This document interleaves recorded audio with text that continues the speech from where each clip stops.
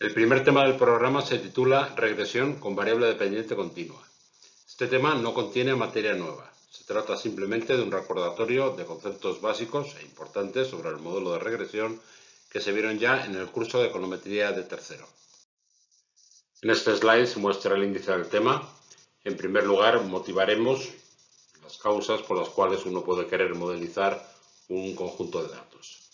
En segundo lugar, se repasa la formulación del modelo de regresión, se habla de estimación, se habla de inferencia, lo que llamamos a veces también contraste de hipótesis, y se establece una relación entre los dos conceptos. Hasta qué punto la estimación restringida sirve para hacer inferencia o la inferencia tiene implicaciones para la estimación restringida. Por tanto, empezamos con la introducción y la pregunta que nos hacemos es ¿por qué podemos querer modelizar? Lo que hace la econometría es coger un conjunto de datos económicos y ajustarle un modelo estadístico. Por tanto, el conjunto de datos, que también llamaremos la muestra, lo reducimos a una ecuación matemática que lo representa. ¿Por qué queremos hacer esto? Bueno, pues porque una ecuación nos permite hacer cosas que no podemos hacer simplemente con los datos en bruto. Y estas cosas pues tienen que responder en general a necesidades específicas que repasaremos en unos minutos. Lo que es importante es que el modelo, la ecuación que ajustamos a los datos, sea en primer lugar mucho más simple que los datos que representa. Y en segundo lugar, que capte las características de los datos necesarias para la aplicación que tenemos en mente. Los datos económicos tienen características peculiares y esta es una de las razones por las cuales dedicamos una disciplina que tiene mucho que ver con la estadística, pero que especializamos para la modelización de datos económicos. Para empezar, los datos económicos a menudo están afectados por errores de observación o errores de muestreo. Pensemos en una variable importante, como por ejemplo el índice de precios al consumo. El índice de precios al consumo no es una variable que uno vaya y la mida con exactitud total en el lugar en donde esta variable se genera. El índice de precios al consumo es el resultado de un proceso de muestreo de los precios de una serie de productos de consumo habitual y un muestreo que se realiza en distintas partes de la geografía española todos y cada uno de los meses. Si muestreamos de una manera, obtendremos un valor del IPC. Si muestreamos de una manera ligeramente distinta, deberíamos obtener un valor del IPC diferente del anterior, aunque idealmente no sería muy distinto. Los datos económicos, en segundo lugar, no son el resultado de un experimento, por lo que no podemos muestrearlos y remuestrearlos en condiciones ambientales controladas. Si pensamos en un laboratorio de química y llenamos un matraz con un líquido, podemos, controlando la situación de presión, temperatura, ambiente, etcétera, calentar ese líquido y ir midiendo a qué velocidad se evapora. Y ese experimento lo podemos rastrear, lo podemos producir una vez tras otra, de manera que tenemos distintas muestras del mismo fenómeno. Con los datos económicos, en cambio, esto no es posible hacerlo. No es posible hacerlo. Nosotros podemos observar las ventas de una empresa, podemos muestrear el IPC de un país, pero no podemos obtener distintas realizaciones de la misma variable. Y la última peculiaridad de los datos económicos es que a menudo están expresados en la unidad de medida más incómoda del mundo, que es el dinero. El dinero es una unidad de medida incómoda, muy poco conveniente, porque su valor cambia a lo largo del tiempo. No es lo mismo tener un euro hoy que tener un euro hace 10 años. El valor, lo que podemos comprar con ese euro es distinto. Por tanto, cuando una variable se mide en términos nominales, en unidades monetarias, su valor real cambia con el tiempo y esto introduce unos matices determinados que es necesario tratar de alguna forma. La econometría ajusta a datos, modelos matemáticos, que pueden tener distintos objetivos. En primer lugar, podemos considerar que el objetivo consiste en estimar los parámetros desconocidos de un modelo. Un ejemplo es el modelo de regresión CAPM, que relaciona la rentabilidad de un activo o de una cartera de activos con la de un índice de referencia. Podríamos considerar, por ejemplo, un fondo de inversión en valores de la bolsa española, puesto en relación mediante un modelo de regresión con un índice de referencia, el índice IBEX, la rentabilidad del índice IBEX. De esta manera se podría valorar qué tan expuesto está la rentabilidad del índice a las fluctuaciones del mercado, o se podría decidir cuál es la cobertura óptima del índice para quitarle una determinada cantidad de riesgo a la cartera, incurriendo en un cierto coste mediante productos sintéticos o derivados. Una segunda utilización es estimar valores que no estén presentes en la muestra, bien sea porque no se han observado, en cuyo caso se habla de previsión, bien sea porque están ocurriendo pero aún no se han observado, aún no se dispone de ellos. Eso se llama nowcasting. Y por último, hay casos en donde es interesante predecir valores pasados, que de nuevo tampoco se han observado, y se habla entonces de backcasting. Previsión, efectivamente, puede ser, un caso habitual, lo que producen los sistemas de credit scoring. Un sistema de credit scoring es lo que utiliza un banco para estimar la probabilidad de que un determinado préstamo resulte impagado en un cierto horizonte temporal. Y esta estimación se hace en función de las características financieras y personales del solicitante. De esta manera, si el nivel de riesgo de impago del préstamo supera un cierto umbral, pues el préstamo no se da, y si está dentro de los límites que el banco establece, pues entonces es un préstamo viable. Un segundo ejemplo de nowcasting consistiría, por ejemplo, en lo que hacen los institutos de estadística. El Instituto Nacional de Estadística en España produce estimaciones del PIB cada trimestre, pero lo cierto es que la cifra del PIB se calcula en base anual y tarda varios años en obtenerse el valor definitivo. ¿Cómo se compaginan ambas ideas? La idea de que el PIB se observa anualmente y sin embargo el INE anuncia un valor trimestral. Pues simplemente porque el valor trimestral es una estimación, resultado de un proceso estadístico que pone en relación la serie histórica del PIB con los datos de un indicador en la frecuencia adecuada, la frecuencia trimestral en este caso. Y utilizando este modelo, pues se produce un nowcast del PIB que se supone que adelanta el valor que aún no se ha podido calcular. Y por último, como ejemplo de backcasting, está el de los historiadores que estiman datos de PIB o de inflación en siglos pasados utilizando datos fragmentarios de muchas fuentes. Un tercer uso importante de modelos econométricos consistiría en extraer señales enterradas en datos, que en este caso son típicamente datos de series temporales. Estaríamos hablando de tendencias, por ejemplo. Tenemos una serie de PIB o de desempleo y se podría estimar un valor tendencial, una serie de movimientos a largo plazo, para valorar en un momento determinado cuál es la tendencia actual de esa variable. También a menudo los economistas hablan de ciclos, y aquí no se trata de hablar, se trataría de estimar el ciclo económico, en qué fase del ciclo económico nos encontramos. Y por último, hay un fenómeno que afecta a muchas series cuando se observan en intervalos de frecuencia menor que el anual, que es la estacionalidad.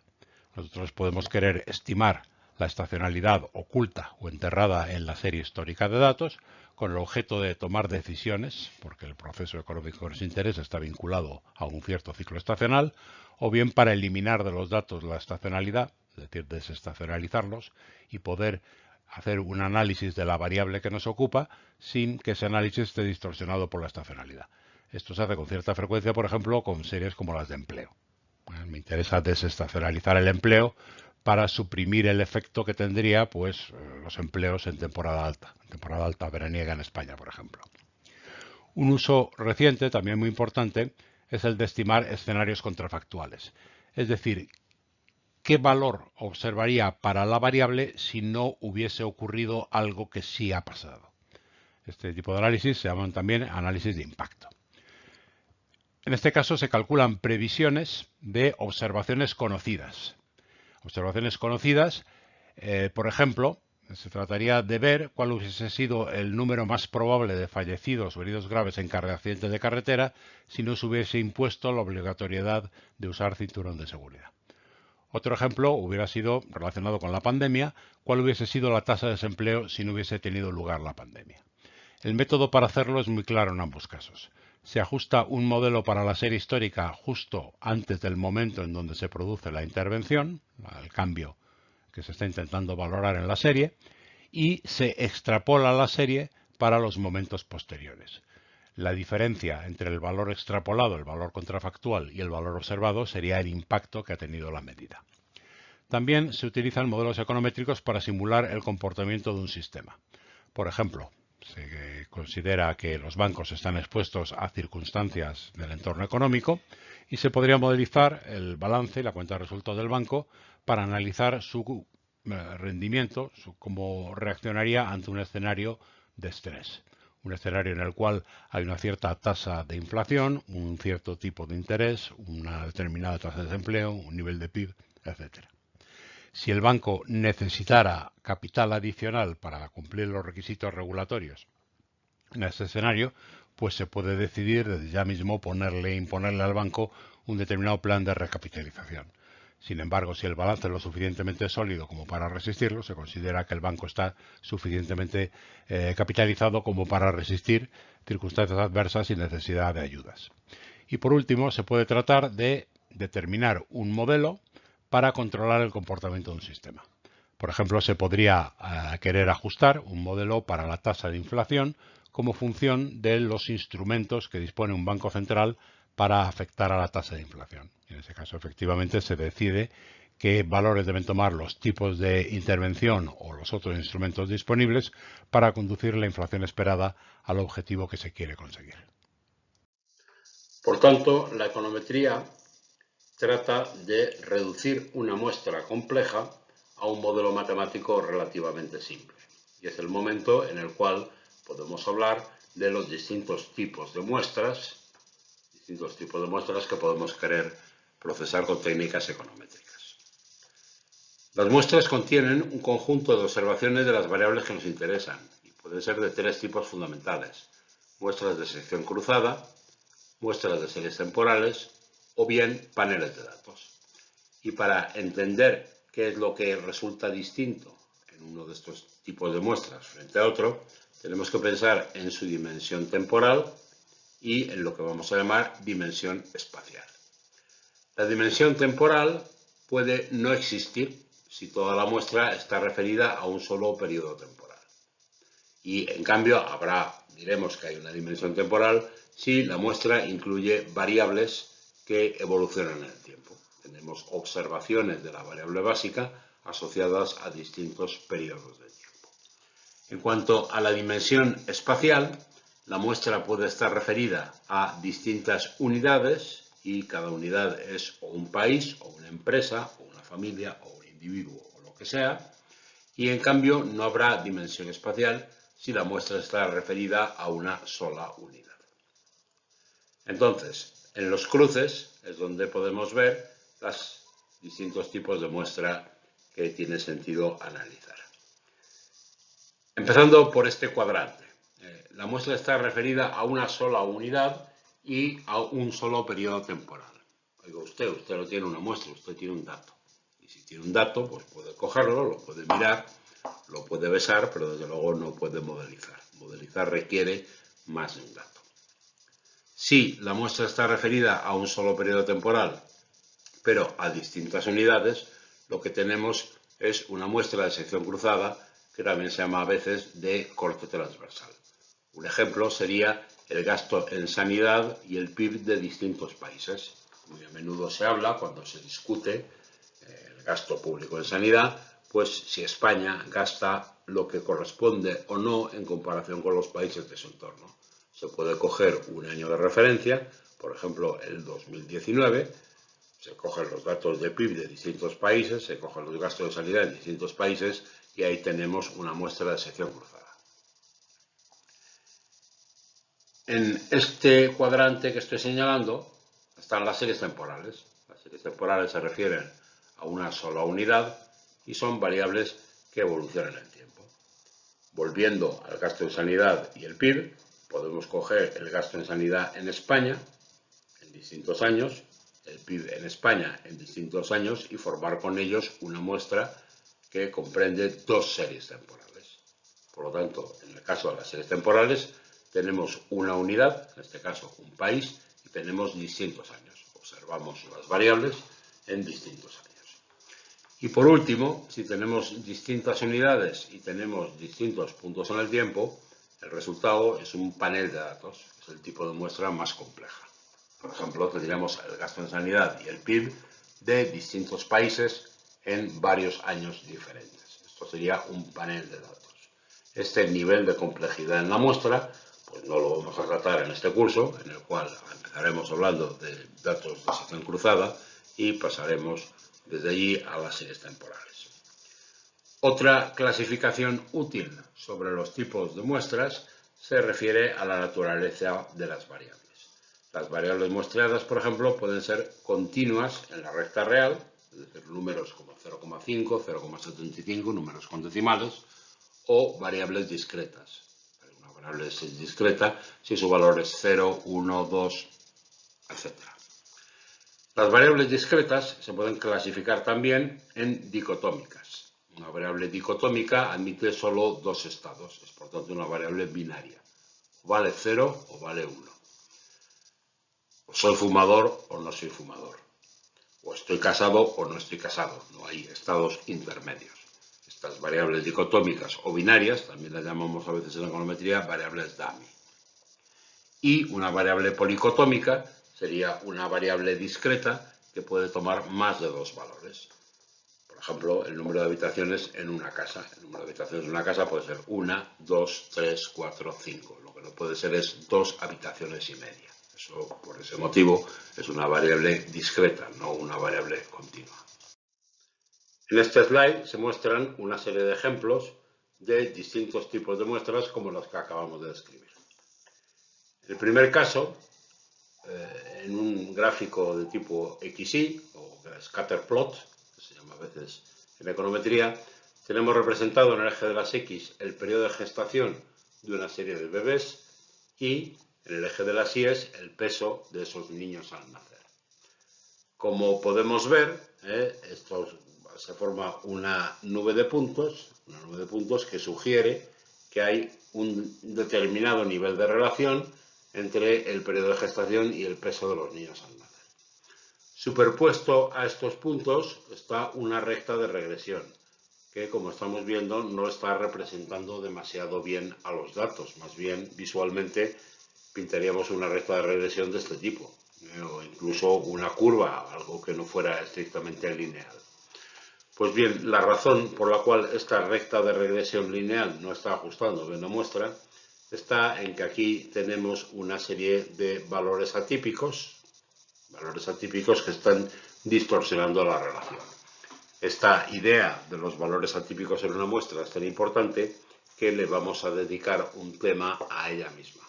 Habrá un tema específico sobre observaciones atípicas y observaciones influyentes en el modelo de regresión. En este caso, las observaciones atípicas pues son absurdas. Aquí tenemos un niño que en 150 días, que son 5 mesecillos, pues se supone que ha pesado casi 3,5 kilos. Por lo tanto, sería un niño mutante, bastante monstruoso. Seguramente si lo dejas crecer terminaría destruyendo Tokio. En este otro ejemplo tenemos en el eje de las X una variable que se llama smoke y que está referida al mismo dataset que en el caso de arriba.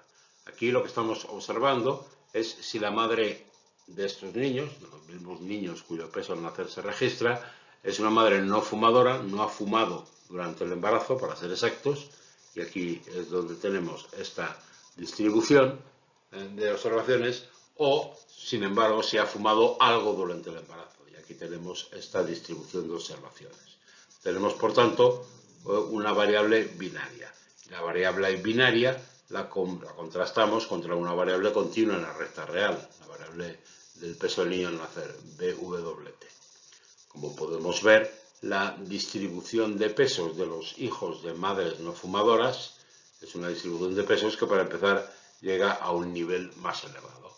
Por lo tanto, parece que si la madre fuma durante el embarazo, el niño probablemente pesará menos al nacer. Y dado que el peso del niño al nacer es un factor importante para su probabilidad de supervivencia, por lo que estamos viendo visualmente, al comparar esta variable discreta con esta variable continua, es la razón por la cual los médicos aconsejan a las madres embarazadas, a las mujeres embarazadas, que no fumen durante el embarazo. Por continuar con el ejemplo, tenemos aquí una serie temporal que es una variable continua. Es el valor al cierre del índice Dow Jones de la bolsa americana. Tenemos una serie que va fluctuando en sus valores. Es una serie que se observa diariamente, tiene una frecuencia de observación diaria y vemos que tiende en general a crecer, tiene una tendencia, manejando un término que ya antes utilizamos, una tendencia creciente en general, con bruscas correcciones ocasionales que sin embargo no terminan de romper la tendencia creciente. Tendríamos por lo tanto una serie temporal continua, allá donde antes teníamos una muestra de datos de sección cruzada continuos o una muestra de datos de sección cruzada, el cual tenemos una variable continua y una variable discreta. En el último ejemplo, lo que tenemos es el precio de una serie de chalets, lo que llaman en Estados Unidos homes, en comparación con el número de dormitorios. Por lo tanto, tendríamos de nuevo datos que son de sección cruzada, no están desarrollados en el tiempo, no tienen una dimensión temporal, en el cual tenemos una variable discreta dicotómica, el número de dormitorios, y tenemos una variable continua que es el precio al cual se ha comprado y vendido ese chalet. Nuevamente tenemos superpuesta aquí una relación de regresión lineal. Como vemos, esta regresión lineal no está representando demasiado bien la muestra. Visualmente nosotros ajustaríamos una relación más bien así, quizá incluso no lineal, y sin embargo la modelización lineal mecánica nos da este resultado. Bueno, este resultado está sesgado porque tenemos aquí dos unidades, dos viviendas con 6 y 7 dormitorios. Parece que esos casoplones pues no tienen un precio proporcional al número de dormitorios, o al menos no de la misma manera que el resto de la muestra.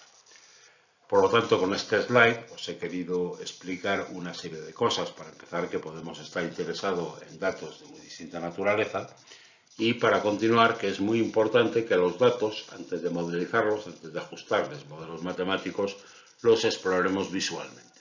Aquí, por ejemplo, tenemos observaciones atípicas. Aquí, por ejemplo, estamos aprendiendo cosas interesantes de los datos antes incluso de ajustarles un modelo. Aquí también aprendemos cosas interesantes sobre lo que es el comportamiento de un índice bursátil. Y aquí lo que estamos viendo es que si queremos modelizar esta muestra, pues más vale quitar estos dos valores, porque son dos valores atípicos, son diferentes que el resto de los datos, y lo único que están haciendo es estropear el ajuste, dar una imagen falsa, una imagen sesgada. A continuación pasamos a revisar algunas ideas básicas sobre la formulación del modelo de regresión lineal. Sobre el modelo de regresión, primero estableceremos un poco de notación y terminología. Vamos a hablar del modelo de regresión simple, el que aparece representado aquí, y el modelo de regresión general, el que aparece representado aquí abajo. En el modelo de regresión simple tenemos una variable i de t, que es la variable endógena o dependiente, es la variable que nos interesa modelizar. Estamos modelizando y, y modelizamos y en función de x. X sub t es la variable exógena, variable explicativa o regresor. El índice sub t, que aparece aquí, aparece también aquí y aquí también, es el que me está hablando del caso t-ésimo dentro de la muestra. Tengo una muestra de n observaciones, tanto de i de t como de x de t. El parámetro beta, tanto este beta sub 0 que aparece aquí como beta sub 1 que aparece aquí, es el coeficiente del modelo de regresión. Son los coeficientes del modelo de regresión. Beta 0 es lo que llamamos el término constante.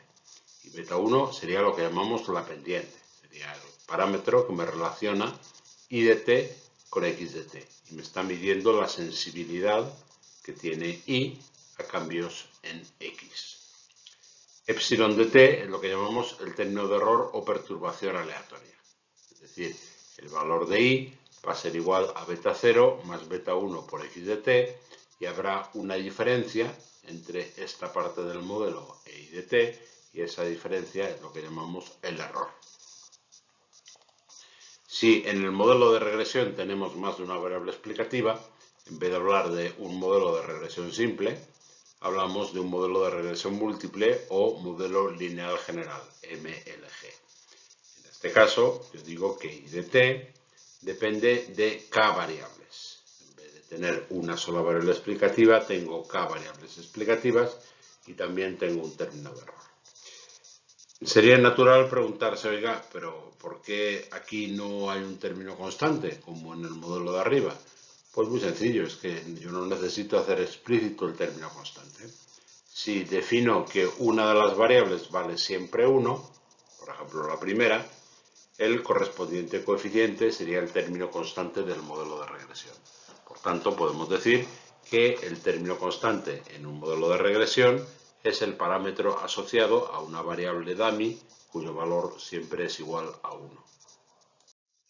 Una distinción muy importante en econometría es la distinción entre los verdaderos valores de las cosas y los valores estimados. Por ejemplo, aplicado al modelo de regresión simple que acabamos de ver, podemos hablar del modelo verdadero, que tenemos aquí escrito, y el modelo estimado. La diferencia entre el uno y el otro es que hemos puesto un gorrillo encima del parámetro beta 0, del parámetro beta 1 y del término de error. Beta 0 sería, por tanto, el verdadero valor del término constante. Beta 0 con gorro sería el valor estimado del término constante dado una muestra. La misma relación habría entre beta 1 y beta 1 gorro. Y epsilon de t sería el error del modelo y epsilon de t gorro sería un residuo dentro de la muestra. El residuo dentro de la muestra. A estos dos primeros sumandos del modelo estimado, la suma de estos dos valores, le llamamos el valor ajustado de la i. Es lo que yo espero que valga i, dado el correspondiente valor de x de t. Y la diferencia entre el valor observado de i y el valor estimado es lo que llamaremos el residuo o error de ajuste del modelo. Los parámetros del modelo, beta 0 y beta 1 en este caso, son en general desconocidos y necesitaremos un criterio de estimación. Como sabéis, a menudo vamos a utilizar el criterio de estimación por mínimos cuadrados ordinarios, que consiste en calcular los valores de beta 0 y beta 1 gorro que minimizan la suma de cuadrados de los residuos o errores de ajuste del modelo.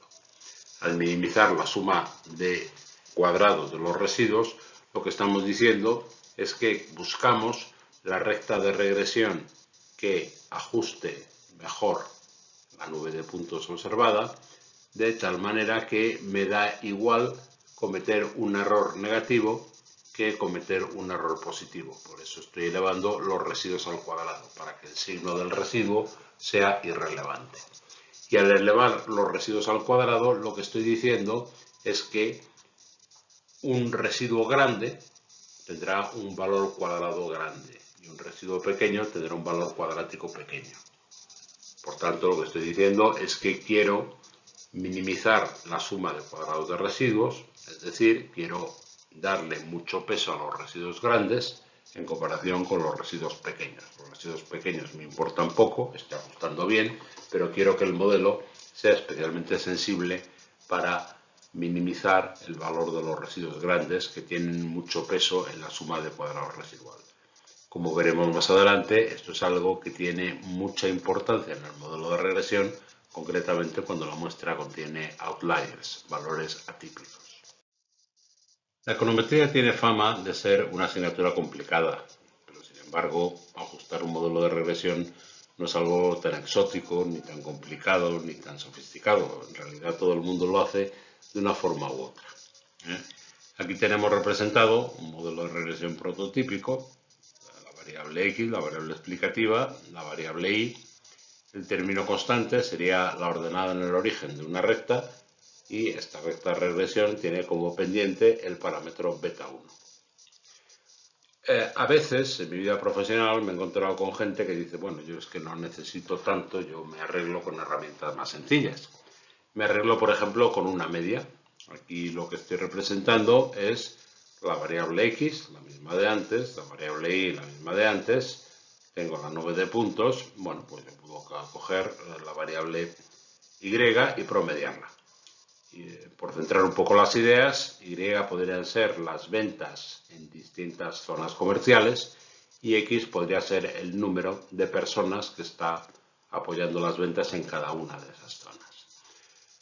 Con esto, haciendo este ejercicio, yo lo que estoy diciendo es que voy a calcular un nivel promedio, un nivel representativo para las ventas de mi red y me da igual los recursos que tenga cada una de las unidades comerciales. A mí no me importa si una unidad tiene 15 vendedores o si otra tiene 5, que es un tercio. En cambio, en el modelo de regresión, lo que estoy fijando es el nivel estándar de ventas que yo espero para cada unidad comercial, dados los recursos de que dispone. Habrá unidades comerciales que vendan casi exactamente lo que se espera de ellas, habrá unidades comerciales que vendan más, habrá unidades comerciales que vendan menos, pero se está teniendo en cuenta los valores de X para fijar o para predecir, para ajustar los valores de Y. Si utilizamos una media, estamos cogiendo la información que tenemos acerca de la variable X y la estamos tirando a la basura, no la estamos utilizando para nada. Cuando uno no calcula medias, no quiere hacer ejercicios cuantitativos sencillos y no está utilizando la media, casi siempre lo que uno hace es calcular un ratio. Aquí he escogido un punto, tengo de nuevo la misma nube de puntos que antes, he escogido este punto, este es el valor de Y, lo llamo Y con barra, este es el valor de X, lo llamo X con barra, y entonces lo que hacemos es calcular el ratio entre las dos cosas, Y barra partido por X barra. Estamos diciendo, me voy a coger una unidad comercial, siguiendo con el ejemplo anterior, y voy a dividir las ventas por el número de comerciales. Y ese es el estándar que yo fijo para el resto de las zonas. Estoy considerando que esta es la zona representativa. Bueno, pues lo que estamos haciendo en este caso es coger esta zona, convertirla en modelo, y con ello estamos cogiendo todos los puntos que tenemos en la nube, los estamos tirando todos a la basura porque no los utilizamos en el ejercicio cuantitativo y solamente aprovechamos uno de ellos. Estamos desperdiciando información. Y también lo que estamos haciendo es ajustar un modelo de regresión. De hecho, estamos ajustando un modelo de regresión a un solo punto de la muestra. El modelo, esta recta de regresión que nos sale, está en mínimo cuadrático ordinaria, que la suma de cuadros de residuos es 0. Por tanto, lo que quiero decir es que modelizar relaciones no es ni tan difícil ni tan sofisticado. Modelizar relaciones es coger toda la información que tenemos y utilizarla para tomar una decisión. Cuando estamos utilizando medias, simplemente tiramos observaciones, cogemos la variable X, la tiramos a la basura y solamente utilizamos la variable Y. Como veremos en algún ejercicio, eso equivale a hacer una regresión de Y sobre un término constante y nos olvidamos de la X. La media sería, por tanto, el ajuste mínimo cuadrático ordinario de este modelo. Estaríamos haciendo un modelo de regresión, por tanto, pero un modelo de regresión torpe, un modelo de regresión que desperdicia información. Y cuando calculamos un ratio, también estamos haciendo una regresión. Lo que pasa es que aquí, en vez de tirar una variable, estamos tirando observaciones. Todas las observaciones de la muestra nos dan igual y solamente nos importa esta. Esto, claro, los comerciales estarían todos encantados porque todos estarían vendiendo más que el estándar y solamente habría una zona perjudicada. Si hacemos un ajuste neutro, lo que podemos ver es que hay 3 zonas que venden más de lo esperado, 3 zonas que venden menos de lo esperado y 4 que venden en línea con lo esperado. Por tanto, mensaje final, hacer regresiones, aplicar econometría no es tan difícil, es un esfuerzo que debe hacerse si la pregunta que nos planteamos o la necesidad que estamos intentando cubrir es una pregunta o una necesidad importante. Si vamos a tomar decisiones de negocio o decisiones de gestión relevantes con la respuesta que obtengamos aplicando métodos cuantitativos. Si la decisión que vamos a tomar es relevante, merece la pena sofisticar el método cuantitativo, en lugar de limitarse a hacer cálculos de calculadora, sumas y restas. Una vez explicada la formulación matemática del modelo de regresión, vamos a pasar a interpretar sus coeficientes. Cuando las variables del modelo de regresión son continuas, los coeficientes del modelo son siempre derivadas. Pensemos, por ejemplo, en un modelo de regresión tan simple, que solamente tiene una variable explicativa y su correspondiente coeficiente beta. Siendo así las cosas, beta sería la derivada de y con respecto a x, es decir, el incremento esperado en la variable endógena cuando la variable explicativa aumenta en una unidad. Esta interpretación es común a todos los modelos de regresión que tienen todas las variables continuas en la recta real. Sin embargo, es importante tener en cuenta si se ha aplicado alguna transformación a las variables del modelo. Por ejemplo, es bastante habitual que en una regresión lineal, tanto la variable endógena y como la variable explicativa x tengan una transformación logarítmica, concretamente una transformación mediante el logaritmo neperiano. En este caso, beta también es la derivada del logaritmo de y con respecto al logaritmo de x, pero si desarrollamos las diferenciales en numerador y denominador, lo que nos encontramos es que en este caso beta es una elasticidad. Es el cambio porcentual esperado en y de t cuando x de t aumenta en un 1%. Si la transformación logarítmica se aplica a y en este caso lo multiplicamos arbitrariamente por 100 por una razón que va a ser evidente inmediatamente, y esta variable transformada logarítmicamente la relacionamos con la variable x sin transformar, beta será esta expresión, la derivada de y partido por y multiplicada por 100, por lo tanto será el incremento porcentual en y correspondiente a un aumento de una unidad en la variable explicativa x. Es decir, el multiplicar por 100 aquí lo hemos hecho para poder hablar de incrementos porcentuales, en vez de hablar en incrementos en tanto por uno, cosa que también sería posible. Otra posible combinación es que la variable y de t está relacionada con la variable logaritmo neperiano de x de t, y en este caso, esta variable también multiplicada por 100. Siendo así las cosas, beta será el incremento esperado en y, en sus unidades métricas originales, correspondiente a un aumento de x del 1%. La interpretación de los coeficientes de regresión como derivadas solamente es válida si las variables del modelo son números reales, porque el concepto de derivada requiere la idea de incremento infinitesimal. En cambio, si las variables explicativas son dicotómicas, ese es el caso que vamos a considerar ahora, los coeficientes de regresión tendrán una interpretación ligeramente distinta. Como veremos, serán medias o serán cambios en la media. Vamos a suponer que tenemos dos variables dicotómicas. La variable hombre, que vale 1 si el individuo tésimo es hombre y 0 en caso contrario, y la variable mujer, que vale 0 si el individuo es hombre y 1 en caso contrario. Podríamos considerar, en primer lugar, un modelo que no distingue entre hombres y mujeres. Simplemente tengo una variable explicativa endógena, que son números reales, como función de un término constante y un término de error. En este caso, beta sería el valor esperado de dt, sería por tanto una media. Esta interpretación es interesante porque también nos dice cómo interpretar el término constante en el caso de un modelo de regresión que tiene otras variables explicativas. Beta sería el valor esperado de la variable endógena si el resto de las variables explicativas valen 0. Vamos a considerar ahora que tenemos una variable i de t, podría ser una variable, por ejemplo, de salario percibido por el trabajador tésimo, y nos interesa ver si el salario que reciben los hombres es distinto del salario que reciben en media las mujeres. Pues eso nos lo permitiría hacer esta formulación, una regresión de i de t sobre la variable dicotómica que caracteriza ser hombre y la variable dicotómica que caracteriza ser mujer. En este caso, beta sub h, el beta correspondiente a la variable hombre, sería el valor esperado de la variable endógena condicionado, así es como interpretamos este signo vertical, a que el individuo tésimo sea hombre, es decir, que la variable hombre sub t valga 1. Y beta sub m sería el valor esperado del salario condicionado a que la variable mujer valga 1 para el individuo tésimo. Por tanto, en este contexto, dada la formulación del modelo, beta sub h sería el salario esperado de los hombres y beta sub m sería el salario esperado de las mujeres.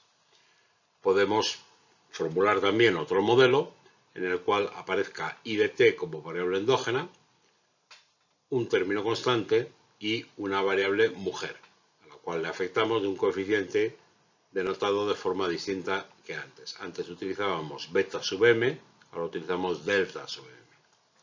Esto es así porque si calculamos las esperanzas condicionales, el valor esperado de I de t, condicionado a que el individuo sea hombre, es beta sub h. Simplemente porque si el individuo es hombre, entonces la variable mujer vale 0. Y por ese motivo el valor esperado de I es el término constante, beta sub h, que coincide con el valor esperado anterior. En cambio, si vamos a calcular el valor esperado de la variable I, la variable salario, para un individuo que es de género mujer, en ese caso la variable mujer vale 1. El valor esperado de I será beta sub h más delta sub m, más el valor esperado de epsilon de t, que es 0. Por tanto, en este caso, el salario esperado para la mujer será el salario esperado para el hombre más un incremento o decremento derivado de la condición del individuo, la condición de género del individuo, el hecho de que el individuo es una mujer. El modelo de regresión se puede escribir de forma compacta utilizando vectores y matrices. En notación vectorial, el modelo de regresión múltiple, que vimos hace 2 o 3 slides, se puede escribir de esta manera. La variable endógena I de t, el término de error epsilon de t, y después teníamos la suma de los productos cruzados de cada beta por la correspondiente variable explicativa. Ahora podemos descomponer esa suma de productos cruzados en el producto de dos vectores. Un vector fila x sub t traspuesto, multiplicado por un vector columna que incluye todos los coeficientes beta. En esta asignatura consideraremos que un vector denotado por la correspondiente letra en negrilla será siempre vector columna.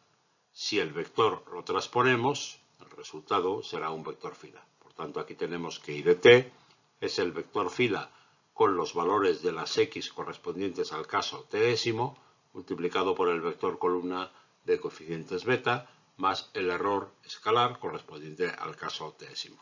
Aquí están definidas las dimensiones de los distintos vectores.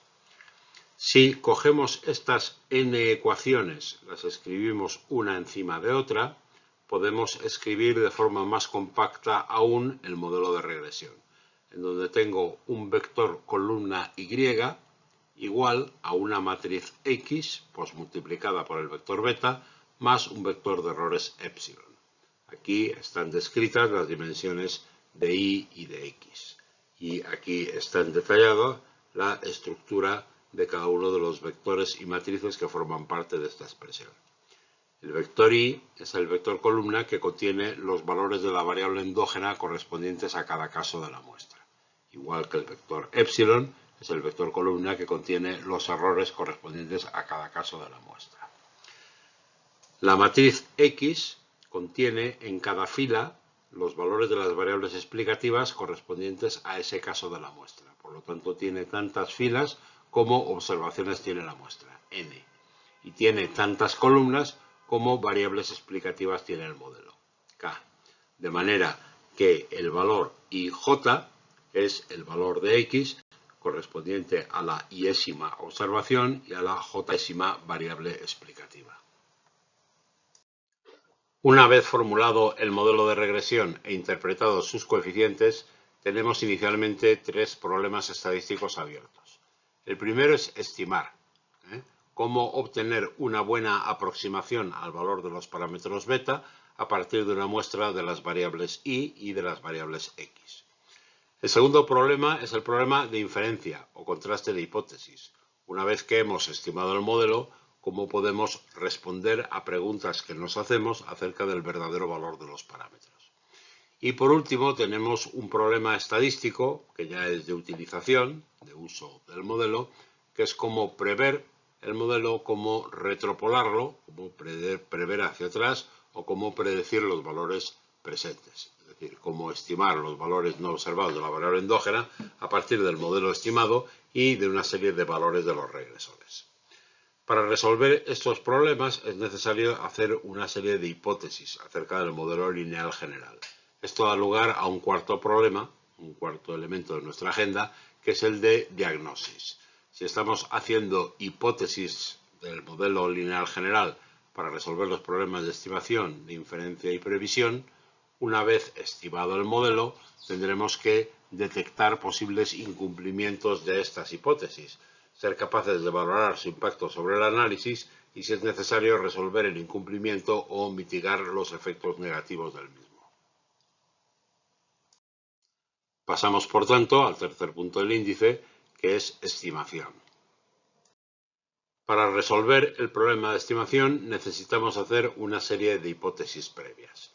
En primer lugar, necesitamos suponer que el modelo está correctamente especificado. Y este supuesto, que se enuncia en una frase muy corta, en realidad está agrupando 4 suposiciones acerca de la formulación del modelo. La primera suposición es que la relación entre las variables es lineal en los parámetros. La segunda suposición es que el modelo incluye en su especificación todas las variables explicativas relevantes. El tercer supuesto es que el modelo no incluye ninguna variable explicativa irrelevante. Y el cuarto supuesto es que la relación causal es correcta, es decir, que las variables X son causa de la variable Y. El supuesto de linealidad es complicado. Es complicado porque al suponer linealidad en los parámetros, lo que estamos diciendo son dos cosas. Lo primero es que el efecto de la variable X se suma al efecto de la variable Y y se suma al efecto de la variable Z, es decir, están separados. Y en segundo lugar, estamos suponiendo que esos efectos son de proporcionalidad, es decir, que cada variable afecta a la variable Y como una proporción lineal del valor de la correspondiente variable X. El segundo supuesto es muy difícil de cumplir. El modelo incluye todas las variables explicativas relevantes. Para garantizar eso, primero tendríamos que ser infinitamente sabios, es decir, cada vez que consideramos una variable endógena, deberíamos ser capaces de enumerar todas las variables explicativas que la determinan. Eso no es nada fácil. Después, en el mundo real, hay situaciones en las cuales podemos saber que una variable explicativa es relevante para predecir una variable endógena que me interesa, pero no somos capaces de obtener los valores de la variable explicativa. Pensad, por ejemplo, que sois directores de marketing de una empresa, pensáis que las ventas de vuestro producto dependen de lo que gastáis vosotros en promocionar, en darle publicidad al producto, y también de lo que gastan los competidores. Lo que gastan los competidores en darle publicidad o promocionar su producto.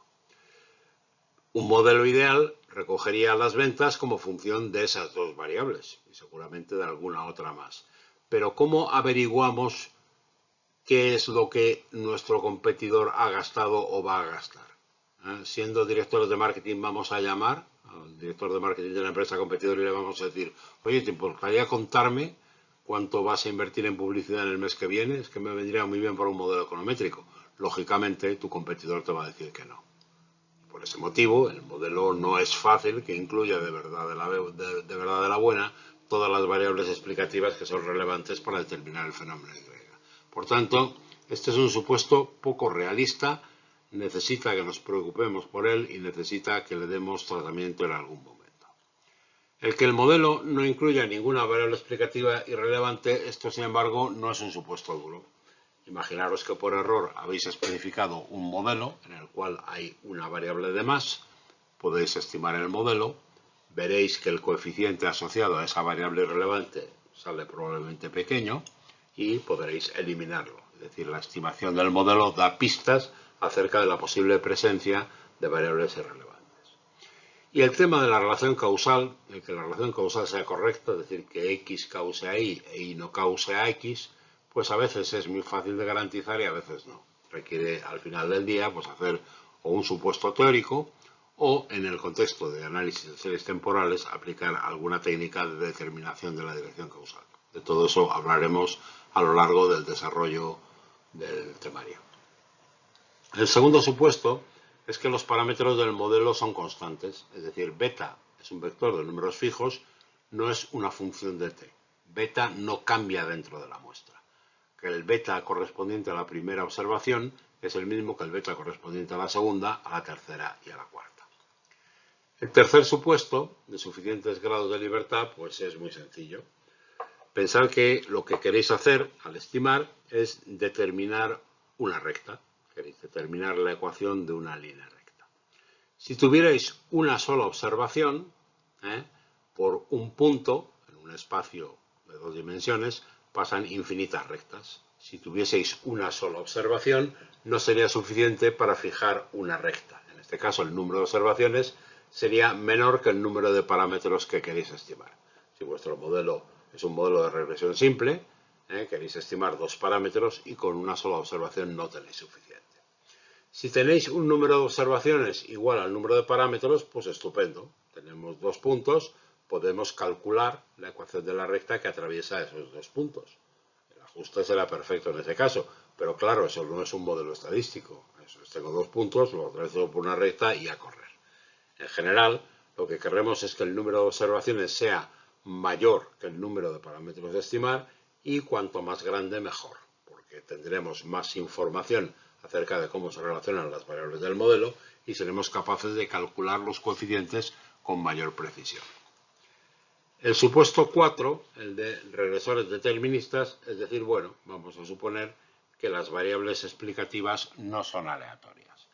Y esto es un supuesto complicado. Una variable no es aleatoria, si toma el mismo valor en distintas muestras. Estupendo, pero es que en economía no es fácil obtener distintas muestras. Yo no puedo decir, bueno, las ventas de mi empresa en este mes han sido 10 millones de euros, voy a muestrear esto otra vez. Me voy a ir a una dimensión paralela y voy a observar en esa dimensión paralela las ventas de la empresa en ese mismo mes, para ver si valen 10 millones de euros o no. Por tanto, el supuesto de regresores deterministas es un supuesto práctico, es complicado asegurarlo y de hecho es complicado incluso entender cuando una variable es determinista y cuando es estocástica. De eso hablaremos un poco más en las horas de tutoría. Otro supuesto que tenemos es el de ausencia de colinealidad. El supuesto de ausencia de colinealidad significa que no hay relaciones lineales exactas entre las variables explicativas y matemáticamente se formula como que el determinante de x traspuesto por x es distinto de 0. Si tuviésemos 2 variables y una de ellas es una transformación lineal de la otra, quedaría claro que esa variable no añade ninguna información que no esté contenido en la previa. Por tanto, el supuesto de ausencia de colinealidad es un supuesto de ausencia de información repetida. Además de las hipótesis anteriores, los resultados principales del modelo de regresión requieren hacer una serie de hipótesis adicionales acerca del término de error. Estas son las que se presentan en este slide. Para empezar, hay una hipótesis que se resume verbalmente como hipótesis de perturbaciones esféricas. La hipótesis de perturbaciones esféricas supone que la esperanza incondicional del término de error es 0 para todas las observaciones de la muestra. El segundo supuesto que se hace es el de homoscedasticidad, y es que la varianza del término de error, es decir, la esperanza del error al cuadrado, cuya media es 0, no se olvide, es constante también dentro de la muestra. Si no se cumple el supuesto de homoscedasticidad, se dice que las perturbaciones son heteroscedásticas. El último supuesto que se hace es el de ausencia de autocorrelación. Es decir, se supone que la covarianza entre el error en t y el error en un momento tau distinto del t es igual a 0. El otro supuesto que se hace es el de normalidad. Se supone que la distribución de probabilidad del término de error es normal.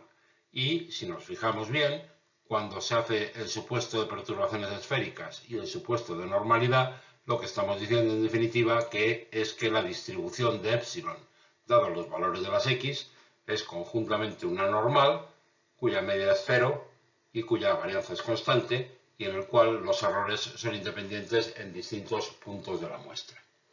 Cuando hacemos esa caracterización de las propiedades del término de error, automáticamente tenemos caracterizada la distribución del vector de valores de las variables endógenas y.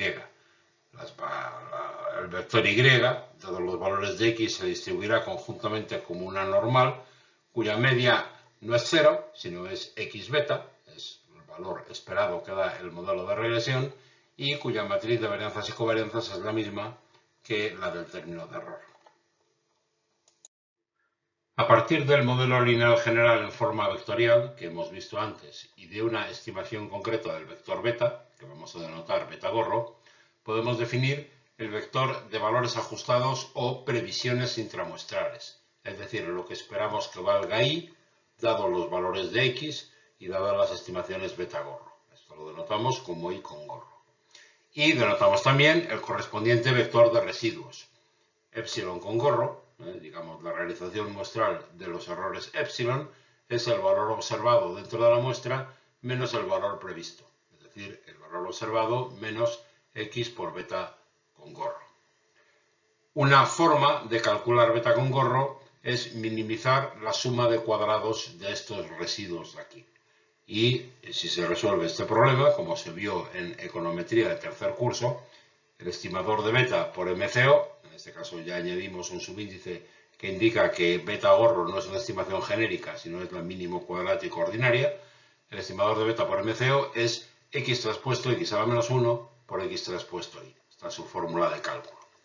Y la matriz de covarianzas de esta estimación es la varianza del término de error, esa varianza que hemos supuesto constante, multiplicada por X traspuesta X a la menos 1, la misma matriz que aparece aquí.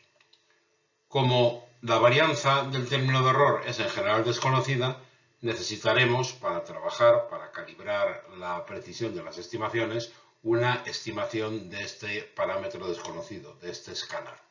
Se puede demostrar que bajo los supuestos que hemos hecho, la estimación sigma cuadrado de epsilon con gorro igual a 1 partido por el número de grados de libertad multiplicado por la suma de cuadrados de los residuos proporciona estimaciones insesgadas.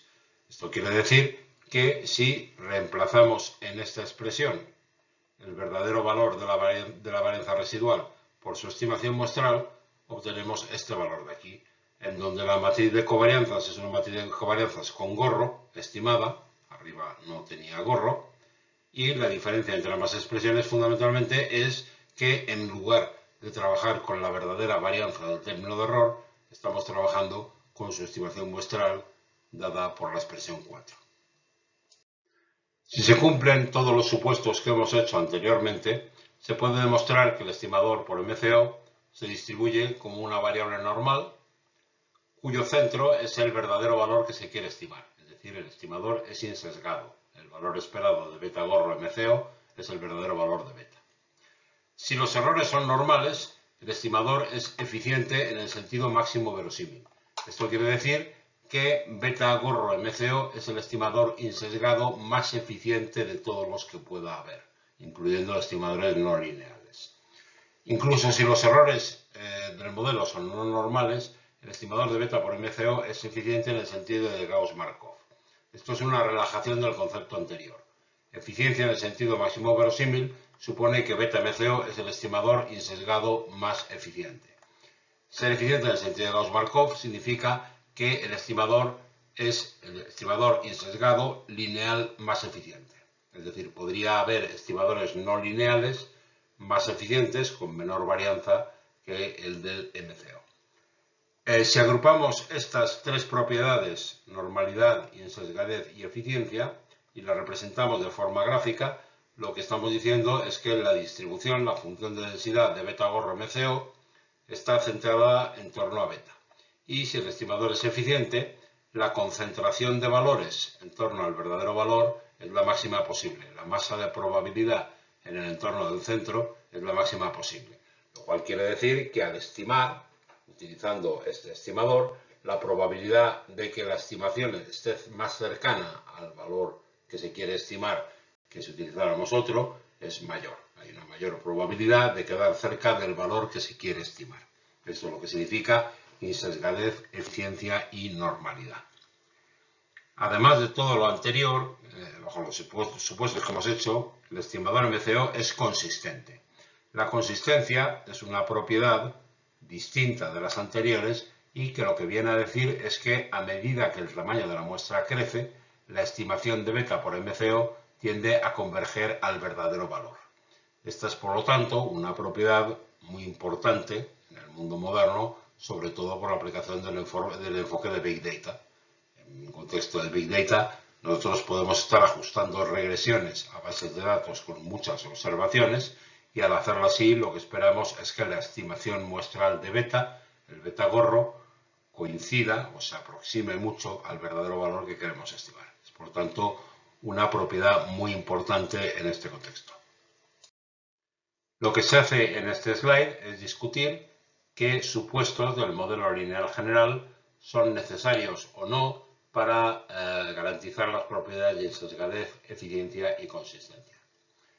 Empezando por los supuestos de especificación correcta. Los supuestos de especificación correcta son en general requeridos para todas las propiedades.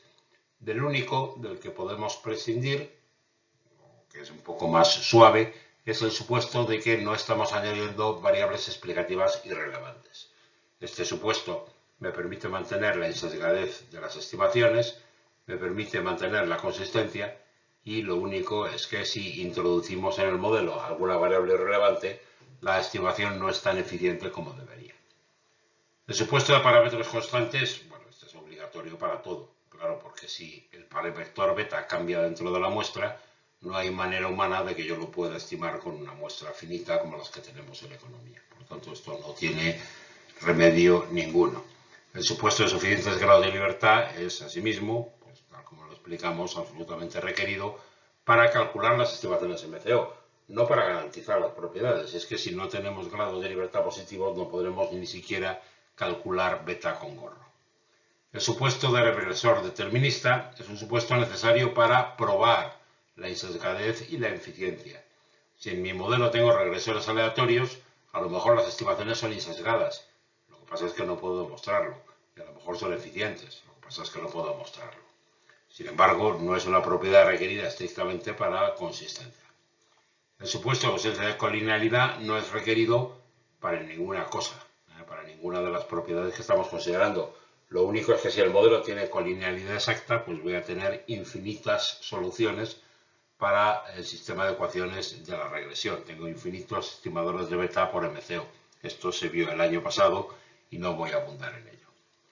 Después están los supuestos acerca del término de error, que son a los que vamos a dedicar más tiempo en este curso. El supuesto de esperanza nula de los errores es requerido para insosgadez y para eficiencia, no es estrictamente requerido para consistencia, aunque es enormemente conveniente.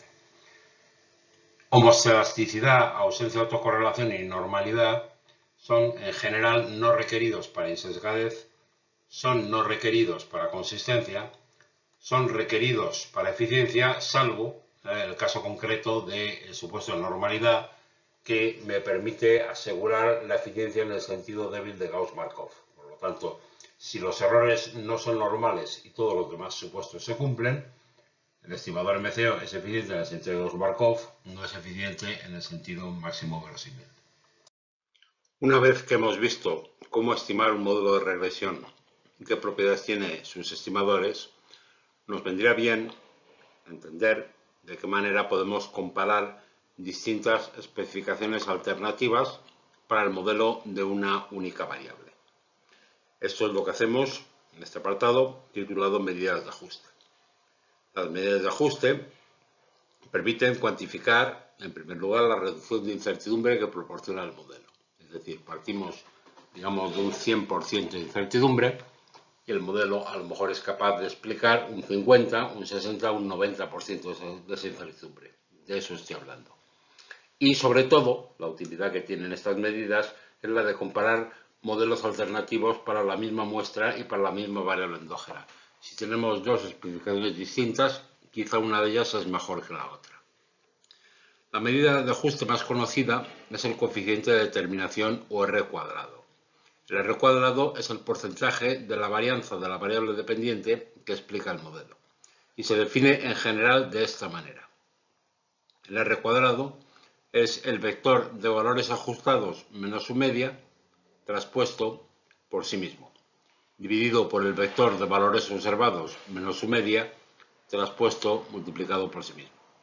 Si multiplicáramos y dividiéramos por 1 partido por n, numerador y denominador, tendríamos en el numerador el estimador habitual, el máximo verosímil de la varianza de I-gorro, y en el denominador el estimador máximo verosímil de la varianza de I. De ahí la interpretación de que el R cuadrado es el porcentaje de la varianza de la variable dependiente, es decir, del denominador, que explica el modelo. Si el R cuadrado valiera 0, esto querría decir que el modelo no es capaz de explicar nada de la varianza de I. Por lo tanto, sería un modelo que no reduce la incertidumbre. Si el R cuadrado, por el contrario, valiera 1, eso querría decir que toda la varianza de I está explicada por el modelo. En general nos movemos en situaciones intermedias. Si el modelo de regresión tiene un término constante, entonces se puede escribir esta expresión de esta manera alternativa. La razón por la cual el modelo tiene que tener un término constante es porque en ese caso la suma de cuadrados de los valores ajustados en desviaciones con respecto a su media se puede escribir como la suma de cuadrados de los valores observados menos la suma de cuadrados de residuos. Y haciendo esa sustitución, sustituyendo esa propiedad algebraica, llegamos a esta expresión de abajo. La expresión de abajo, ya os digo, para un modelo de regresión con término constante es totalmente equivalente a la de arriba, es decir, da el mismo resultado y admite otra lectura. El R cuadrado es 1, es decir, el R cuadrado para empezar sería la perfección, sería soy capaz de explicar toda la incertidumbre que contiene el modelo. Pero a esa explicación perfecta, a ese 1 que es el valor perfecto, le tengo que restar la suma de cuadrados de residuos, que es la incertidumbre que me queda por explicar, dividida por la suma de cuadrados de los valores observados en desviaciones con respecto a la media. Si multiplicamos y dividimos en este cociente por 1 partido por n, tendríamos nuevamente un ratio de varianzas. Por lo tanto, en un modelo de regresión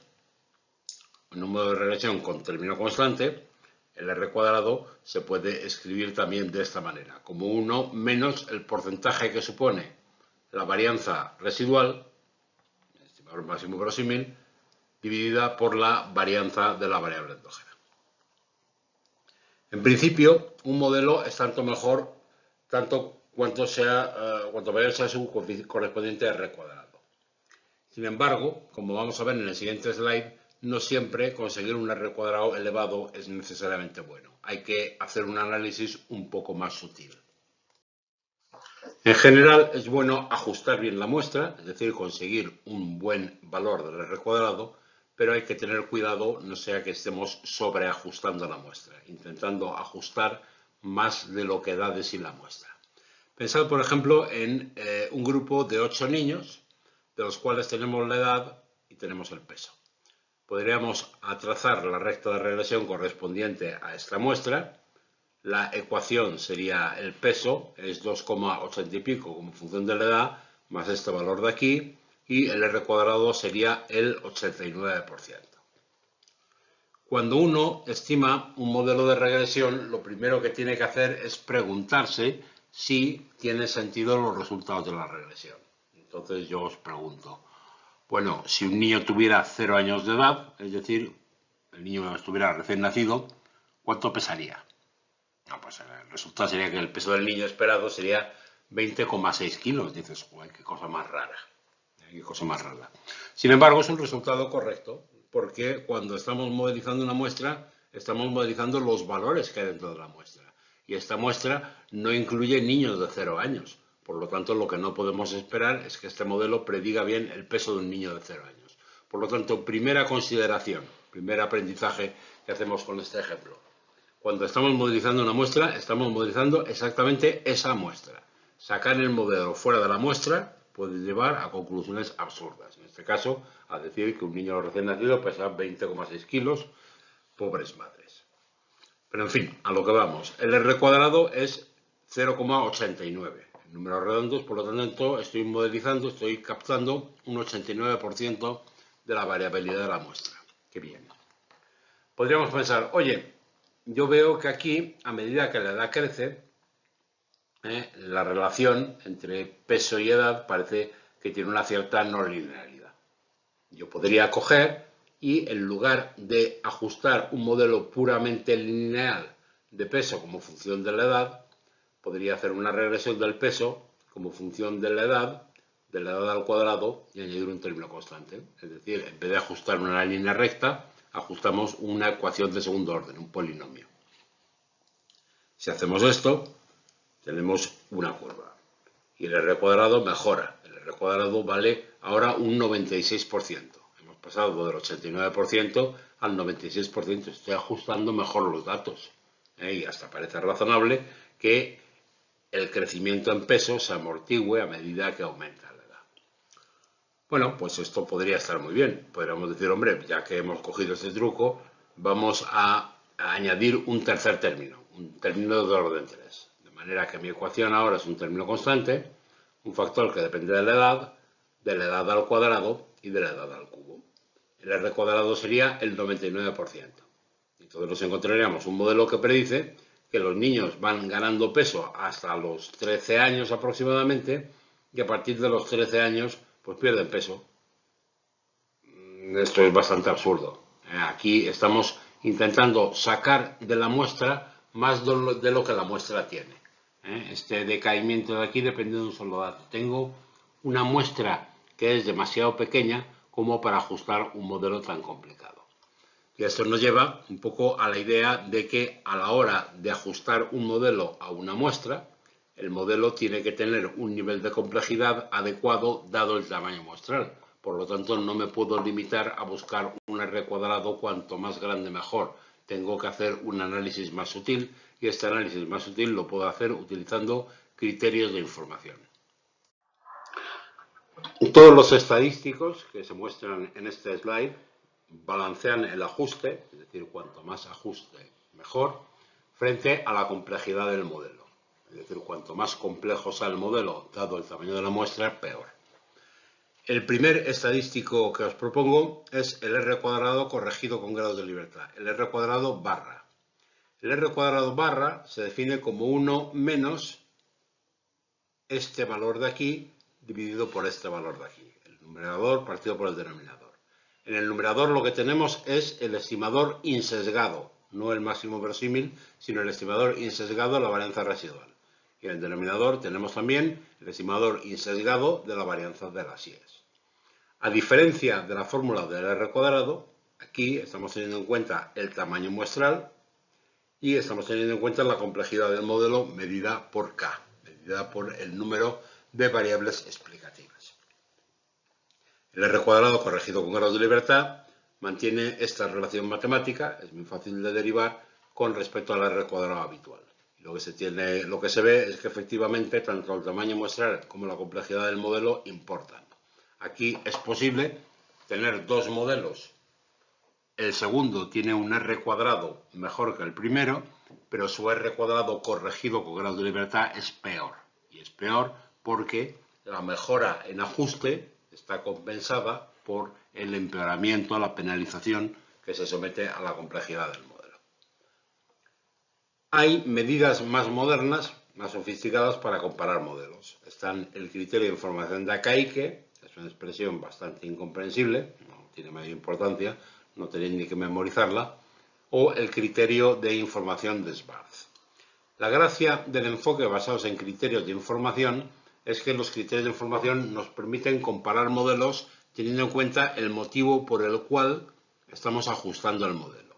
Concretamente, el criterio de información de Akaike me escoge los modelos que probablemente mejor predigan fuera de la muestra. Por lo tanto, si estoy ajustando un modelo de regresión para predecir, tenderé a fijarme en el criterio de Akaike. Y el criterio de Schwarz lo que fomenta, lo que favorece, tiende a elegir el modelo que está mejor especificado. Por lo tanto, si quiero estimar parámetros, si la aplicación fundamental del modelo es estimar parámetros, escogeré el criterio de Schwarz. A diferencia del R cuadrado, que se interpreta como un porcentaje, los criterios de Akaike y de Schwarz son medidas de entropía que no tienen una métrica definida, no hay unidad de medida. Yo no veo un valor del criterio de Akaike de 200 y no sé ese 200 qué significa. No sé si es un número grande o pequeño. Por lo tanto, estos criterios de información no tienen una interpretación intuitiva más allá de que son medidas de entropía, que es un concepto complejo de teoría de la información que no necesitamos asomarnos a él. La segunda idea importante que hay que retener, esto sí, sobre los criterios de información, es que un criterio de información es tanto mejor cuanto más pequeño sea. Es decir, si yo tengo dos modelos y en uno de ellos el criterio de Akaike vale 5 y en el otro vale -1, yo prefiero el que vale el modelo que tiene un criterio de Akaike de -1. Si tengo dos criterios de Akaike, uno de ellos vale -1 y el otro vale -5, me quedo con el que vale -5. Es decir, así como con el R cuadrado, cuanto mayor sea el R cuadrado, mejor, con los criterios de información, cuanto menor sea el criterio de información, mejor. Y hay que tener en cuenta también el signo del criterio. Si el valor absoluto del criterio es grande pero tiene signo negativo, pues eso es muy bueno, porque es un criterio de información pequeño en la comparación de números reales. Una vez que hemos revisado la formulación del modelo de regresión, hemos visto cómo estimarlo, también qué propiedades tiene esa estimación y también cómo comparar modelos distintos para la misma muestra y la misma variable endógena, llega el momento de hablar de inferencia, es decir, cómo plantearnos preguntas acerca de los parámetros del modelo de regresión y cómo responder esas preguntas. Inferencia, por tanto, o contraste de hipótesis. El contraste estadístico de hipótesis es una metodología diseñada para valorar si una determinada propiedad de la población, es decir, de los verdaderos valores de los parámetros, por ejemplo, es compatible con la información que contiene una muestra determinada o si, por el contrario, la muestra contradice esa supuesta propiedad de la población. Se denomina hipótesis nula, o H0, a la hipótesis que deseamos contrastar, frente a la hipótesis alternativa H1, que es la negación exacta de la nula. El adjetivo nula indica que esta es la hipótesis que vamos a mantener, que vamos a suponer como cierta, a no ser que los datos indiquen su falsedad. A partir de una muestra de la población estudiada, se calcula un estadístico, esto es, un valor que es función de la muestra. Y este estadístico debe tener tres propiedades. La primera, debe ser una medida escalar de la distancia a la que la muestra nos sitúa del cumplimiento exacto de la hipótesis nula. Es decir, si la muestra es exactamente coherente con la hipótesis nula, el estadístico debe valer 0. Y si la muestra discrepa mucho de la hipótesis nula, el estadístico debe tomar un valor grande, debe medir esa distancia. Debe tener ese estadístico una distribución de probabilidad conocida, si la hipótesis nula es cierta. Y también debe tener una distribución de probabilidad distinta, y cuanto más distinta sea mejor, si la hipótesis nula es falsa. De esta manera, lo que estamos haciendo es formular una hipótesis, reunir datos, contrastar la hipótesis contra esos datos. Si los datos no contradicen la hipótesis, seguimos creyendo en ella, y si los datos la contradicen palmariamente, entonces la negamos. En este sentido, el contraste estadístico de hipótesis se parece mucho a la idea de falsación de Popper. Popper era un filósofo de la ciencia que dijo que una afirmación es científica si es posible demostrar que es falsa. No hace falta probar que sea verdadera, sino demostrar que es falsa. Toda vez que en la inferencia o en el contraste de hipótesis estamos contrastando hipótesis nulas y falsándolas, es decir, viendo si las propiedades de la muestra contradicen la hipótesis, el contraste de hipótesis es, por tanto, una manera científica de implementar la teoría de falsación de Popper, la idea de que es científico todo aquello que es falsable. Los resultados de inferencia que vamos a explicar son resultados de inferencia muy frágiles, porque dependen mucho del cumplimiento de las hipótesis que hemos hecho. Concretamente, los únicos incumplimientos de hipótesis que podemos admitir son la presencia de variables irrelevantes y la colinealidad de grado. Cualquier otro incumplimiento de hipótesis hace que estos resultados, los resultados estándar de contrastes de hipótesis en el modelo de regresión, no sean ciertos, no sean aplicables. Hay dos estrategias básicas para contrastar hipótesis. Una de ellas es contrastar a partir de un nivel de significación predeterminado, esta es la que se suele explicar en la facultad en los cursos de estadística, y la otra es contrastar a partir del p-valor. Vamos a explicar conceptualmente ambas para ver la diferencia. Supongamos que aquí tenemos un estadístico de contraste, es decir, un número que si vale 0 me dice que la muestra es perfectamente compatible con la hipótesis nula, y si tomo un valor grande me dice que lo contrario, la muestra muy raramente se podrá admitir la hipótesis nula. Cuando yo obtenga valores del estadístico en el entorno del 0, tenderé a no rechazar la hipótesis nula, es decir, a seguir manteniéndola como el supuesto en el cual me baso. Y en cambio, si obtengo valores alejados del 0, tenderé a rechazar la hipótesis nula. El contraste basado en el nivel de significación consiste en elegir un punto y decir, bueno, si el estadístico cae en esta región, que voy a llamar región de rechazo, voy a rechazar efectivamente la hipótesis nula. Voy a decidir que no es cierta. Y si, en cambio, el estadístico me cae en la otra región, en la región complementaria, voy a decidir que no rechazo la hipótesis nula. Por lo tanto, no estoy afirmando que sea cierta, simplemente digo que de momento, con la información muestral que tengo, esa hipótesis nula es posible, es compatible al menos con los datos que he ido recopilando. Eso no quiere decir que en el futuro no recoja una nueva muestra y esa nueva muestra me permita descartar la hipótesis nula. En estadística se define que el error de tipo 1 consiste en rechazar la hipótesis nula siendo cierta. Bueno, pues la probabilidad de que ese error de tipo 1 ocurre es esta área que marco aquí, esta área conocida como el nivel de significación.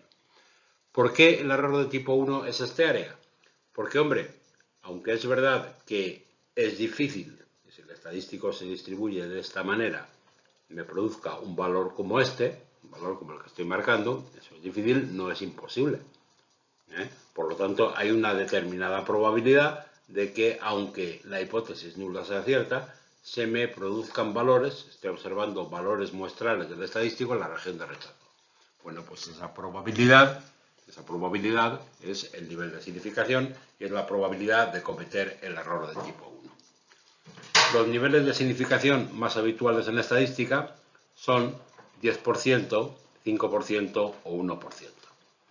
¿Cuál debo escoger? Bueno, pues el nivel de significación que habitualmente se escoge, si no tengo una idea clara de escoger otro, es un 5%, pero la verdad de la vida es que el nivel de significación debe ser tanto más bajo cuanto más caro sea cometer el error de tipo 1, es decir, cuanto mayor sea el coste de equivocarse rechazando la hipótesis nula. Por ese motivo, yo admitiré una probabilidad muy baja de cometer ese error si reduzco el nivel de significación. El complementario a 1 del nivel de significación es el nivel de confianza. Por eso se habla de contrastes a un 5% de significación, que sería lo mismo hablar de contrastes a un 95% de confianza. Los test de hipótesis pueden tener una forma como esta, una distribución de una cola, o una forma como esta, distribuirse en dos colas distintas. Si mi test tiene dos colas, la región de no rechazo estará en el centro, porque 0, que es el valor perfectamente compatible con la nula, estará aquí en el centro de la distribución, y en la cola derecha y en la cola izquierda tendré las zonas de rechazo.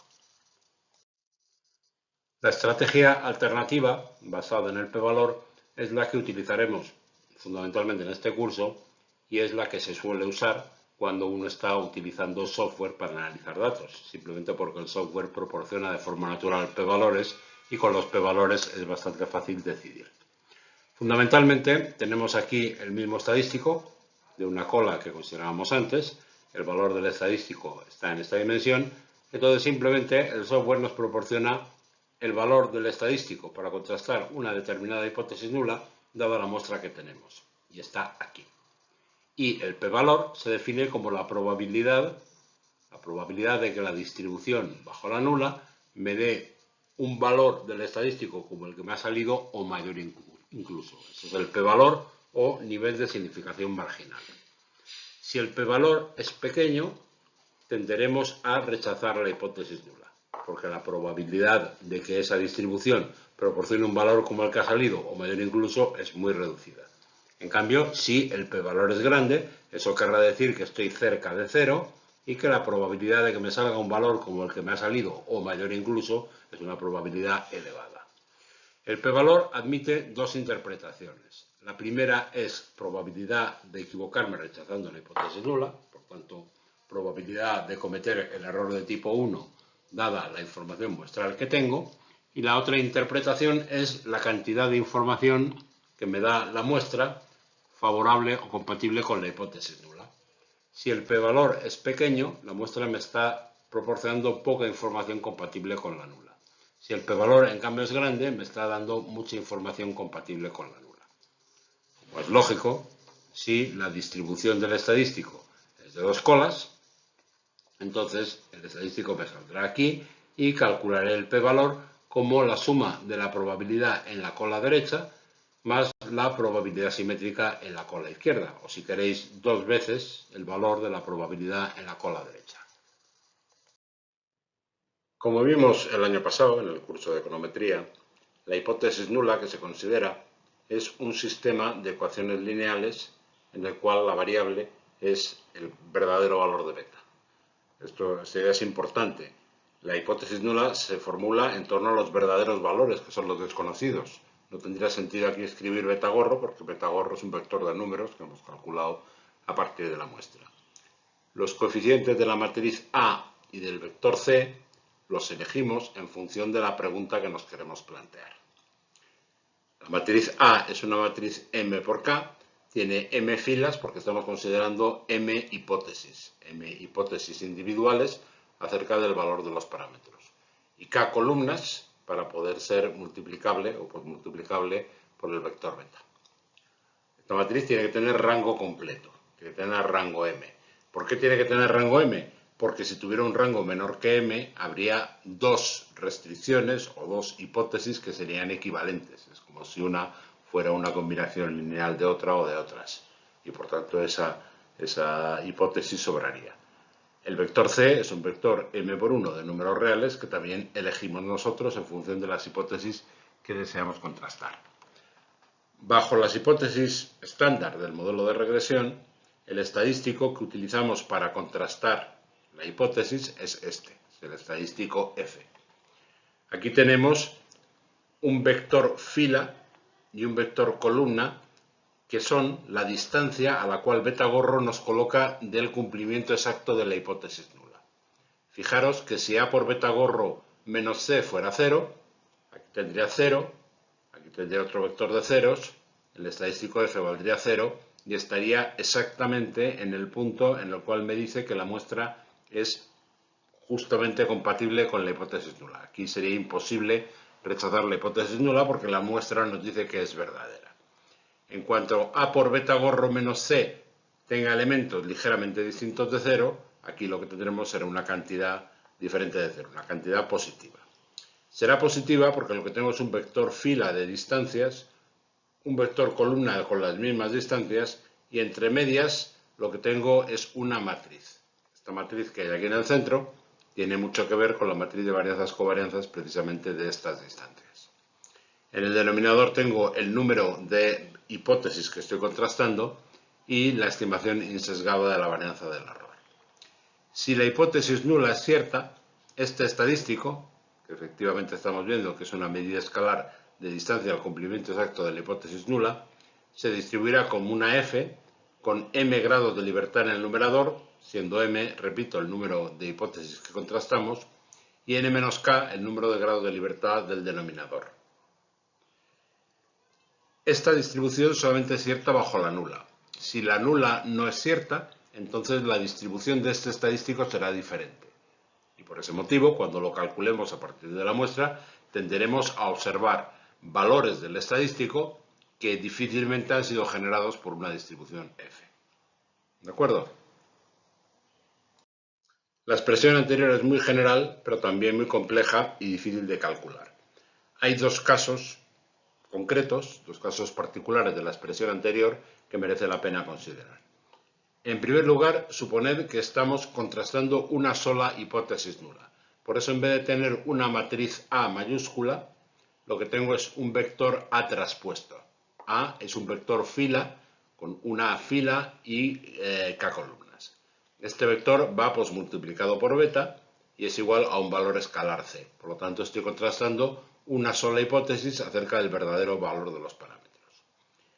En este caso, particularizando la expresión anterior para este supuesto y teniendo en cuenta que la raíz cuadrada de una distribución f me da una distribución t, siempre y cuando en el numerador tenga un grado de libertad, el estadístico que me sale es este, un estadístico más simple que en el anterior.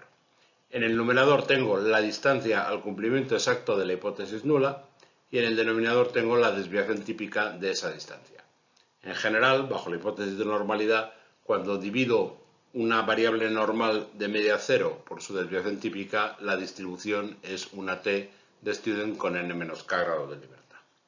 Sin embargo, si la hipótesis nula es cierta, la esperanza del numerador no será 0, este cociente no se distribuirá como una t y tendrá una distribución distinta. Por lo tanto, funcionamos de la misma manera que antes. Si el numerador fuera 0, la hipótesis nula sería exactamente compatible con la muestra. En cuanto el numerador, se va de 0 con un valor ligeramente positivo o ligeramente negativo, ya me empiezo a separar del cumplimiento perfecto, y si el numerador es grande en valor absoluto, pues tenderé a rechazar la hipótesis nula, porque muy difícilmente una distribución t de student hubiera generado este valor. El contraste más habitual, el que casi siempre hacemos al ajustar una regresión, es el contraste de significación individual de cada parámetro del modelo. El contraste de significación individual es coger cada uno de los parámetros beta sub i y testar la hipótesis nula de que su verdadero valor valga 0.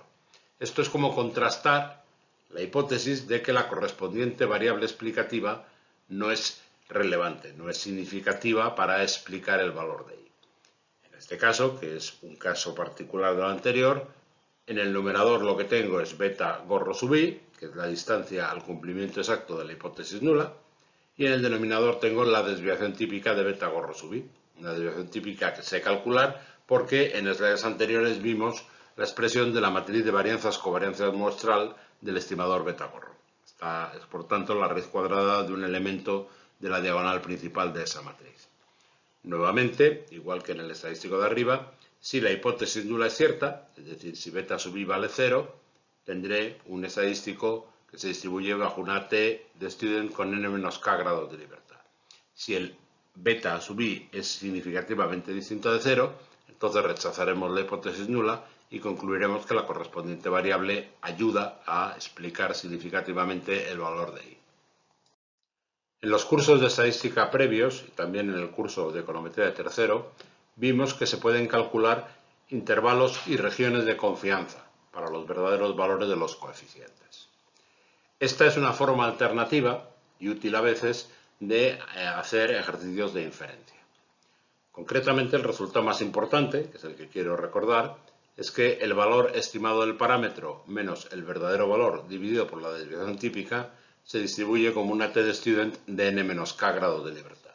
Nuevamente tenemos en el numerador algo cuya media es 0 dividido por la desviación típica del numerador. Bueno, pues a partir de este resultado se puede calcular un intervalo de confianza para cualquier nivel de significación alfa que escojamos. Escogemos un alfa, por ejemplo, del 5%, 1 menos alfa sería el 95%, y lo que yo tendría es que el verdadero valor del parámetro iésimo del modelo estaría comprendido entre el valor estimado está al comienzo de las dos expresiones, más menos un percentil de la distribución t, ahora explicaré cuál es, multiplicado por la desviación típica.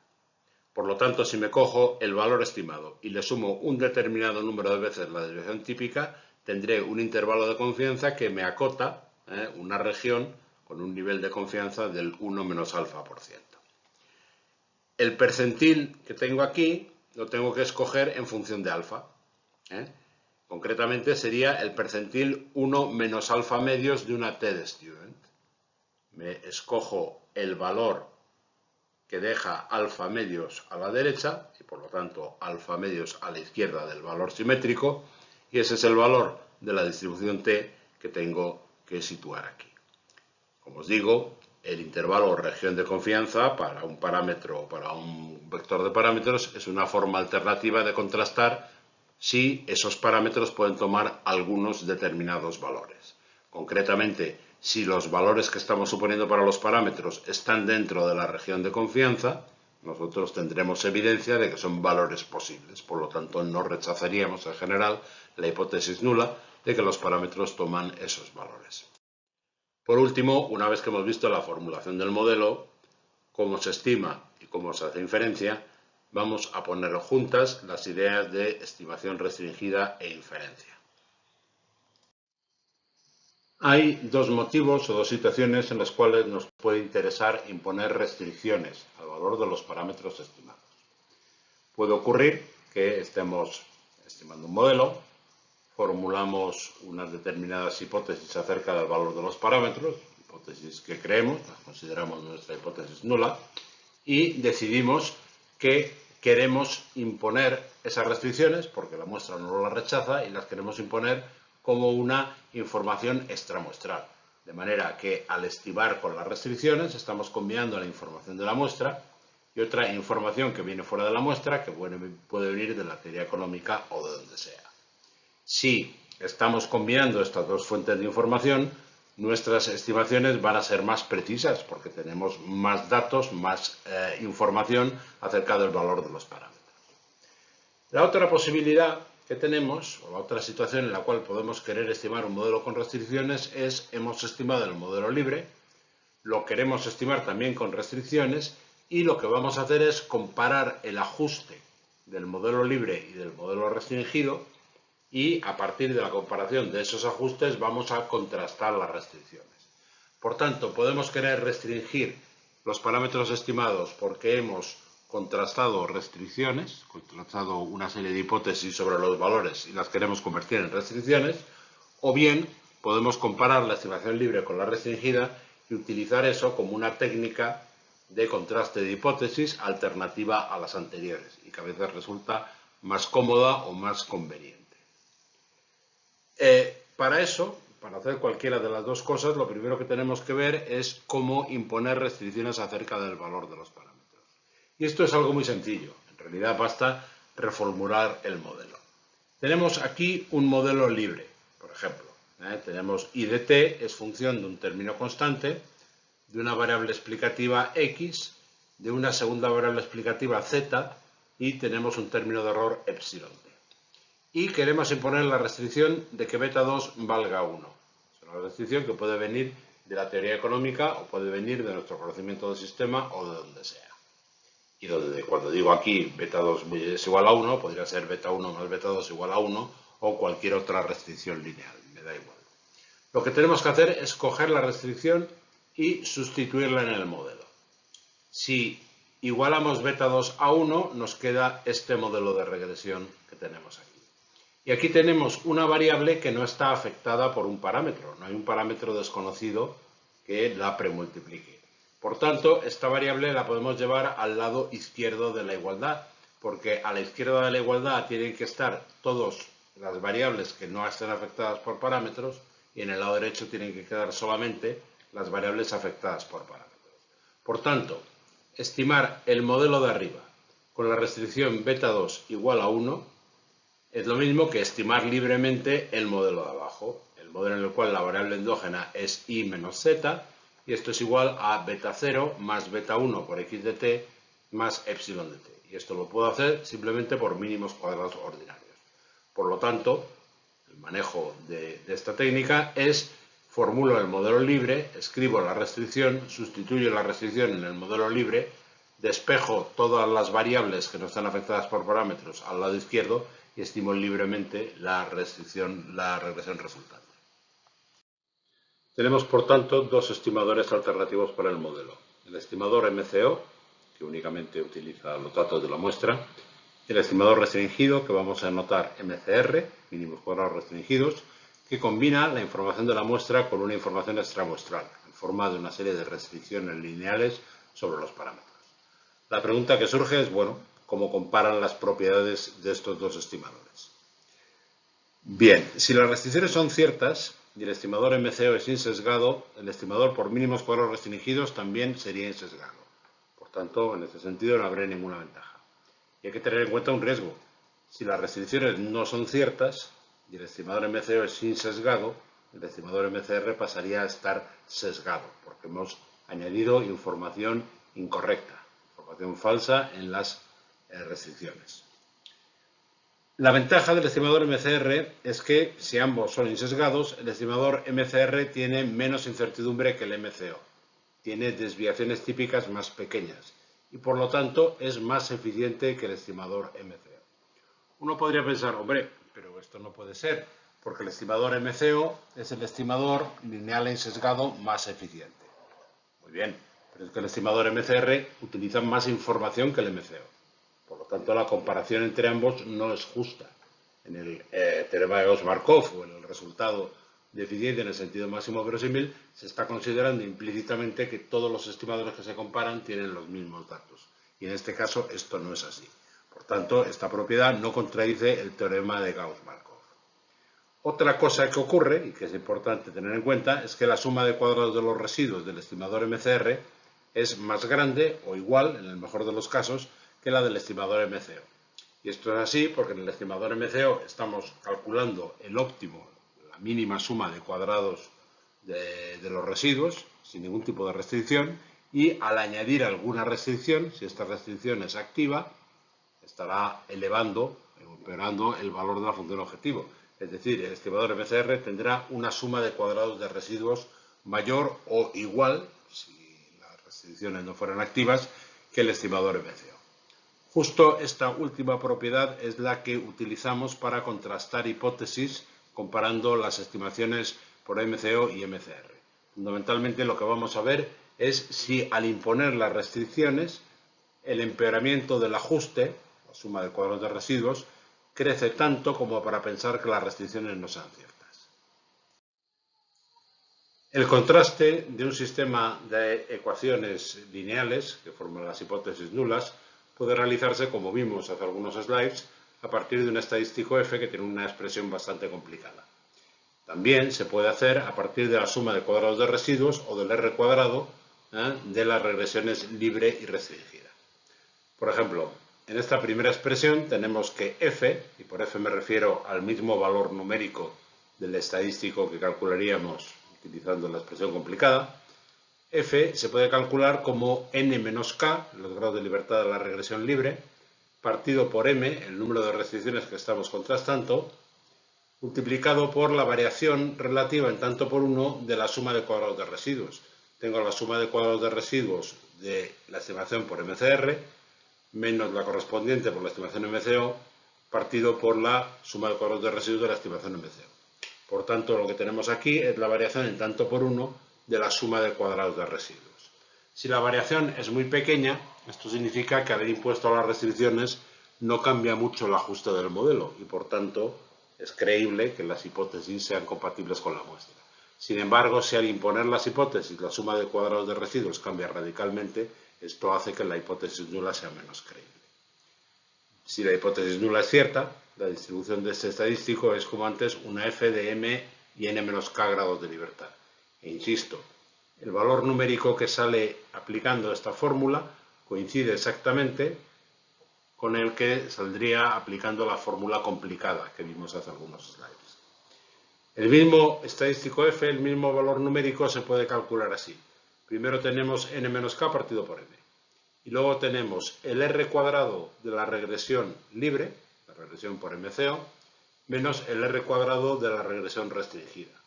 Lógicamente, al imponer restricciones, el ajuste empeora.